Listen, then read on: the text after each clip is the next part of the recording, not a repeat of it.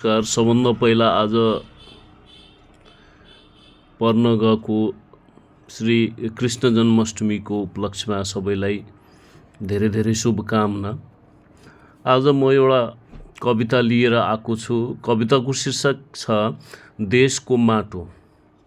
कलमलाई मातेको हेर्छु, इमान्दारी आतेको हेर्छु, न्याय झोलामा हेर्छु, लिएको शपथ खोलामा हेर्छु, सभामा चिलहरू हेर्छु, स्थानीय टिल हेर्छु, बुद्धिलाई चुप हेर्छु, फुलबारीको माली कुरूप हेर्छु, कुर्सीको अनेकन रूप हेर्छु, टुटेका बाँध थाकेका काँध हेर्छु, संस्कृति फेरेको उडानलाई घेरेको हेर्छु, मुकुट मुखौटा माथि मुखौटाको अनेकौं रूप हेर्छु, तिमी पनि चुप हेर्छु, म पनि चुप हेर्छु, कलम चलाउने ठाउँमा किन तिमी अर्जिने दाउमा, जनजनमा मुस्कान ल्याएर हेर, न्यायको लागि कलम चलाएर हेर, मुखौटा फालेर हेर, देशको माया पालेर हेर,